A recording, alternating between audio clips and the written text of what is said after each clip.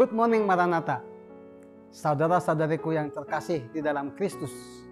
Senang sekali pagi ini kita bisa mengawali hari kita dengan perenungan singkat akan kebenaran firman Tuhan yang bisa memandu hari-hari kita.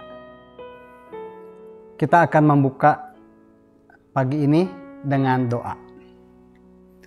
Bapa Surgawi, terima kasih untuk kasih setia Tuhan ketika kami tidur terlelap, terlupa atas segala hal, tapi Tuhan menjagai kami dan memberkati kami. Dan sekarang kami mau memulai hari kami mau duduk diam di hadapan Tuhan, mau merenungkan firman-Mu yang menjadi panduan dan pelita bagi kami sepanjang hayat kami.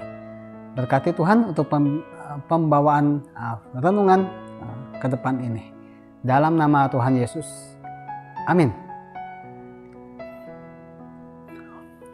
Hari ini Jumat 28 Februari 2025. Tema kita adalah hidup saleh dan takut akan Allah.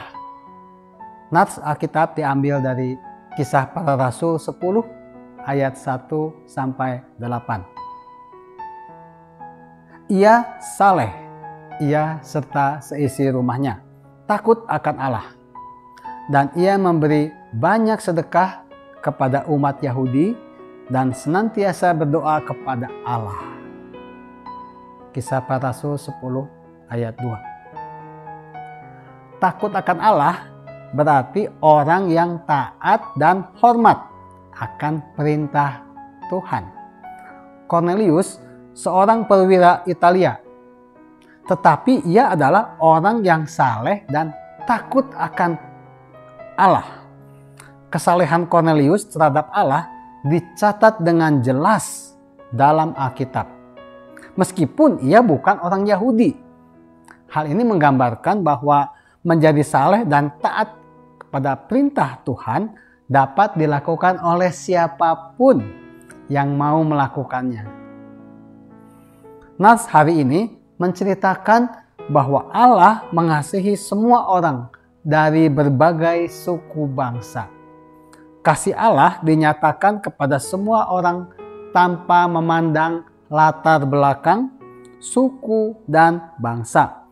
Keteladanan Cornelius mewujudkan imannya diaplikasikan dengan memberikan banyak sedekah kepada umat Yahudi.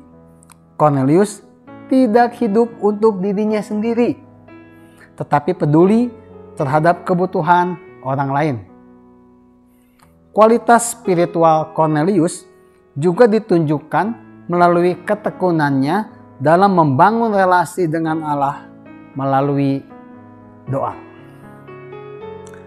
Orang yang takut akan Allah dan hidup saleh bukan hanya diukur dari seberapa dalam pengetahuannya tentang agama. Namun, orang yang saleh dan takut akan Allah akan menunjukkan tindakan imannya dalam kehidupan sehari-hari. Kesalehan dikerjakan bukan untuk dihormati atau untuk disegani, melainkan dengan kesalehan kita dapat memancarkan kasih Allah. Hendaknya sikap dan tindakan kita mencerminkan kesalehan kepada Allah, sehingga kita menjadi kesaksian dan berdampak bagi orang-orang di sekitar, sehingga mereka mengenal Allah yang sejati. Sebagai refleksi bagi kita, kesalehan adalah bagian dari hasil disiplin rohani seseorang terhadap Allah. Ya, disiplin artinya harus dibangun di dalam ketaatan. Ketaatan dalam melakukan perbuatan baik. Untuk pertanyaan pendalaman, seberapa besar iman kita menginspirasi orang lain untuk memiliki kedekatan dengan Allah? Amin. Demikianlah renungan kita pada pagi hari ini. Mari kita kembali berdoa. Bapa Surgawi, terima kasih untuk renungan yang boleh kami dapatkan pagi ini. Bagaimana kami harus membangun kesalehan kami di dalam ketaatan kepadamu. Biarlah kesalehan kami boleh menjadi kesaksian bagi sekeliling kami, dan ini semua boleh memenangkan jiwa buat Tuhan, buat kerajaan-Mu, demi kasih kami kepada sesama manusia dan kepada Allah.